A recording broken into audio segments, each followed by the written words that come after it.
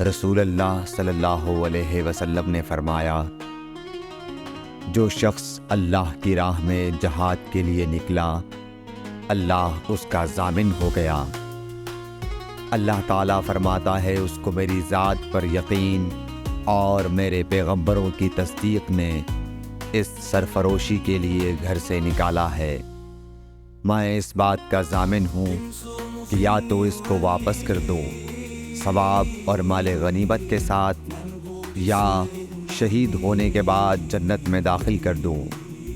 رسول اللہ صلی اللہ علیہ وسلم نے فرمایا، اور اگر میں اپنی امت پر اس کام کو دشوار نہ سمجھتا تو لشکر کا ساتھ نہ چھوڑتا، اور میری خواہش ہے کہ اللہ کی راہ میں مارا جاؤں، پھر زندہ کیا جاؤں، پھر مارا جاؤں، پھر زندہ کیا جاؤں، پھر مارا جاؤں۔ صحیح بخاری حدیث نمبر 36۔